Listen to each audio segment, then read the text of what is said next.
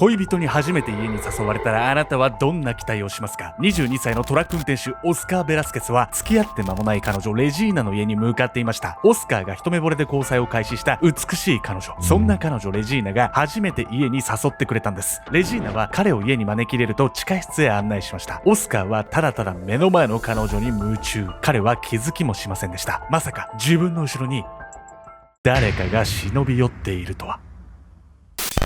罪のない男性を騙し殺害した美人姉妹。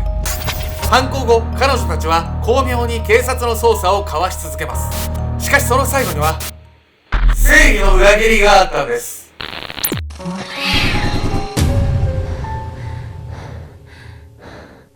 おさす、大人こそ家族大事にしろ。ケンちゃんです。大人じゃなくても大事にしなさいよ。やみやみかです。本日皆様にご紹介するのは男性を殺害、そして遺棄した後雲隠れした10代の美人姉妹のお話なんです。とんでもない姉妹じゃない。10代。毎度のことだけどちょっと生い立ちが気になってくるわね、この姉妹なんですけど、この悪事をね隠そうとねいろんな悪知恵を働かせるんですけど、最後にはね大きなどんでん返しが待っているんです。彼女にさえ出会わなければ。遡ること21年ほど前の2000年、アメリカシカゴが今回の舞台。1台のピカピカのシボレーが初夏の日差しを浴びながら走っていました。乗っていたのはオスカー・ベラスケス。普段はトラック運転手として働く男性なんです。彼は22歳という若さでありながら勤勉で収入も良く、この日は買ったばかりの愛車で気持ちよくドライブをしていました。そんな時でした。オスカーはあるものに目を奪われます。それは道に佇む一人の女性。彼女は長い髪に白い肌、整った顔立ちの美しい女性でした。彼女もそんなオスカーの視線に気づいたのか、なんとオスカーの車に近づき家まで送ってほしいと声をかけてきたんです。その美しい女性の名前はレジーナ・デフランシスコ17歳。これは偶然が導いた運命の出会いでした。二人はこの出会いをきっかけに交際を始めます。もういきなりさ、初対面の男に家まで送ってって頼むんでしょ、なかなかの女だよ。本当にオスカー大丈夫なのこれ。オスカーは彼女にとってはねめちゃくちゃいいカモだったんですよ。言っちゃう。交際から間もなくオスカーに1本の電話がかかってきました。かけてきたのはレジーナの2つ下の妹マーガレット。彼女はオスカーに驚くべきことを告げるんです。オスカー、大変、姉が不当に逮捕されたの。そしてマーガレットはこう続けるんです。保釈金さえあれば姉を助けることができるんだけど、あいにく今は手持ちがないの。そこで姉の交際相手であるオスカーに相談をしたというんです。オスカーはこのマーガレットからの電話を受け、当然全て信じました。愛するレジーナのピンチに彼が手を貸さないわけがないんです。彼は自分の貯金から1000ドルを下ろしマーガレットに託しました。お金を手に入れたマーガレットは早速そのお金を保釈金として支払います。そして警察署から出てきたのはなんと別人。あろうことかその人物は男性だったんです。そう、レジーナが逮捕されたというのは大嘘。保釈金はレジーナの別のボーイフレンドのために使われていました。もちろんオスカーはそんなことなど知る由もありませんでした。何それマジで最低じゃない。もう最低です。もう10万円ぐらいオスカーは貸してたわけでしょ、その気持ちなんてもう踏みにじりまくってんじゃないのこれ。まあもうこの姉妹からねやばい匂いしかしないんですけど、そんなこと知らないね、オスカーっていうのは、捕まったふりして隠れていたねレジーナとの再会に普通に喜んじゃうんですよ。レジーナはオスカーとのデートで助けてくれてありがとう、お金はすぐに返すねと約束。しかしそれから1週間経っても彼女は返金する素振りさえ見せませんでした。これにはさすがのオスカーも不信感を抱き始めるんです。彼はレジーナにお金を返すように要求すると、彼女はお金はまだ用意できてないと素直に答えました。そしてその代わりオスカーを家に誘ったんです。オスカーは彼女からのこの甘い誘いを受けて、そういうことかと言わんばかりに意気揚々とその誘いを受け入れます。それが彼女との罠とは知らずに。約束の日である6月6日、彼は淡い期待を胸にレジーナの自宅を訪れます。出迎えたのはレジーナの妹マーガレットでした。リビングには彼女の友人だというベロニカもいました。しばらくするとレジーナが現れ、オスカーを地下室へと誘います。姉や友人がいる部屋から移り、やっと二人きりに。オスカーは目の前に佇む美しい彼女に夢中になっていました。彼女以外何も見えない。しかしこれが命取りに。次の瞬間、オスカーは床に崩れ落ちるんです。彼の後ろには銃を持った妹マーガレットが。オスカーは頭を撃ち抜かれ即死だったんです。ね、お姉ちゃんが地下室までおびき寄せて妹が後ろからでしょ。完全に計画的犯行よねこれね、ついに殺人まで犯してしまったこの姉妹。この後もね計画的な動きが続いていくんです。ちょっとなんだ今日滑舌悪いわ。闇へ葬られる真実。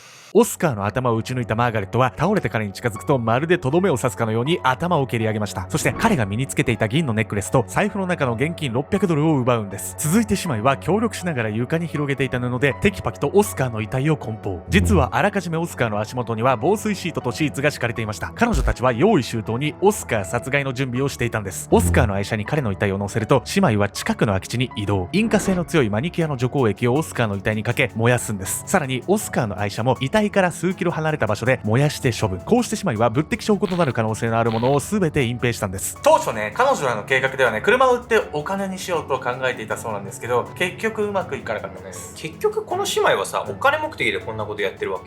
実はこの事件ね、動機が語られることは最後までなかったんですけど、その動機の一つとしてね、お金があったとは考えられてはいるんですよね。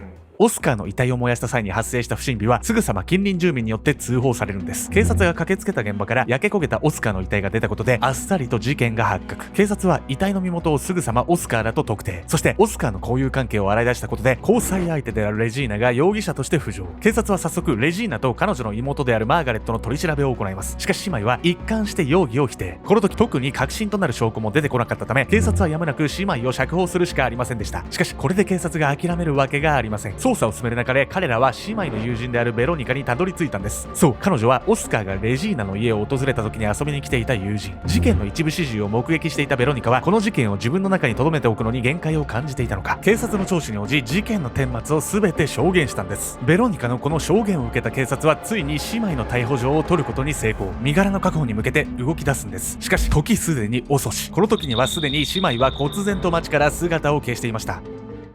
警察によればね、姉妹はね、地元のね、ギャングの手を借りてね、逃走して雲隠れしてたんじゃないかとも言われてるな。この子たちのもう本当所業を聞くたびに、もうオスカーに同情しちゃうわよ。私早く捕まってほしいけどな、本当に。でもね、この後ね、もうこの姉妹2人はね、しばらく姿を見せなくなって行方不明になるんです。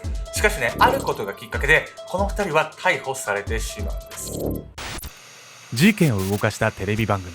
警察の必死の捜査にもかかわらず一向に姉妹の居場所を突き止めることはできません。そんな膠着状態が大きく動いたのは事件発生から2年後の2002年。きっかけはあるテレビ番組でした。それはアメリカで人気の番組アメリカズ・モスト・ウォンテッド。この番組は実際にあった未解決事件を扱い視聴者に情報提供を呼びかけるというもの。なんとこの番組がきっかけで犯罪者が逮捕された実績もあるんです。その数なんと1000人以上。そんな影響力の大きい番組がこの姉妹の事件を取り扱いました。番組では残虐な犯行手口、マーガレットの特徴であるタトゥーなどの情報、殺害されたオスカーの母親の悲痛なインタビューが放送されました。するとこの放送後、匿名の情報提供により妹マーガレットの居場所が判明するんです。こうして2002年3月、ついにマーガレットは逮捕されました。一方、姉のレジーナもその7ヶ月後に姿を現します。交通違反で逮捕された一人の女性を取り調べていくうちに、この女性がレジーナであることが発覚。すぐさま警察により殺人罪で再逮捕されました。事件から2年以上経ち、ようやくこの悪魔姉妹は裁判にかけられます。このテレビ番組すごいじゃないの。いや、すごいっすよね。そのテレビっていうエンタメがね、事件の解決に役に立ってる。ちゃんと役に立ってる。そうなんですよ。実はね、20年以上続く長寿番組でね、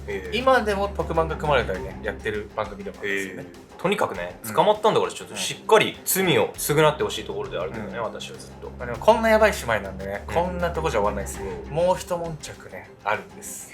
2004年7月、事件の裁判が始まりました。2年間の逃亡生活の果てに逮捕された姉妹。観念して罪を洗いざらい話すかと思われたんですが、2人の主張は驚くべきものでした。彼女たちは、オスカーに襲われたからやむなく撃ってしまったの。この殺人は正当防衛よ、と主張。無罪であると訴えたんです。あろうことか、オスカーがレジーナに銃を突きつけていた、と嘘の証言までする始末。そして妹マーガレットは姉を助けたい一心で彼を撃ったと主張したんです。姉のレジーナも体を丸めて懸命に命乞いをしていたら銃声が聞こえてきたと証言しました。事件の後、長らく離れて逃亡生活を続けていた姉妹なんですが、2人の証言はまるで入念な打ち合わせをしたかのようにぴったりと一致。お互いをかばい合い罪を否定する2人には血を分けた姉妹ならではの強い絆が垣間見えました。この姉妹の証言により裁判は混乱を極めます。現場にいた友人ベロニカの証言が限りなく真実であるという見方が強いものの、証言以外の証拠がないこの事件、何が真実であるかを証明することは極めて難しかったんです。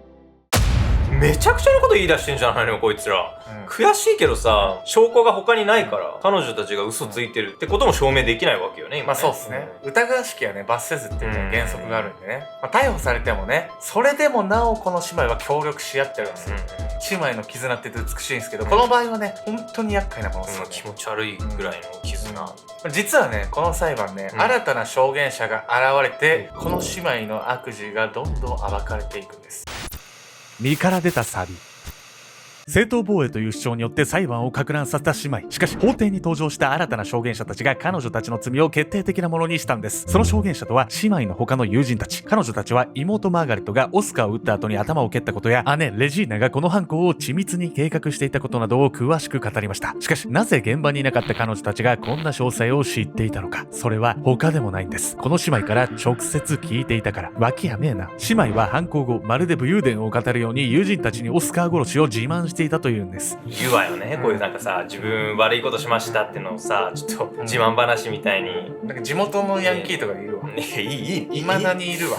こうやってね、自慢話が多すぎる人っていうのは、実は自己愛が強い人なんです。というわけで本日のメトラキーワード、自己愛とは自分自身への独りよがりな陶酔。人並み外れた容姿を持っていたり、周囲から過大な評価を受けて育った人は自己愛が強くなる傾向があると言われています。強い自信とは裏腹に人からの批判を恐れることが特徴です。自己愛があまりに大きくなると、等身大の自分を受け入れることができず、自分は優れていて偉大な存在でなければならないと思い込むようになります。ここまで来ると日常生活にも支障をきたすようになり、自己愛性人格障害という診断がつくこともあるんです。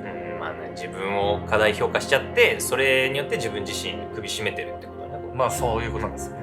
自己愛性人格障害の人の特徴の一つに自慢話をよくするというものがあります。これは人から尊敬されたい、褒められたいという欲求を満たすためのもの。近年では SNS の普及がこの症状をさらに増長させているとも言われています。自分のいい部分だけを見せるツールに依存することで本当の自分が見えなくなってしまうんです。裁判の結果、姉レジーナに下った判決は懲役35年。引き金を引いた妹マーガレットには懲役46年が言い渡されました。彼女たちは現在も収監されています。自分が価値ある人間と思うことは素晴らしいことです。しかしそれが行き過ぎてありのままの自分を見失ってしまうと道を踏み外してしまうんです。あなたも本当の自分を見失わないようにしてください。あんたの SNS って大丈夫なの？いつも背伸びしてる。でもね SNS なんてね、その人の最大瞬間風速切り取っただけだから、みんな結構生活地味。あんたもキラキラしてるけど、実はちょっと泥臭いこともしちゃってる。ドロドロですよ、もう裏では泥水すすってもう頑張って生きてますよ。もう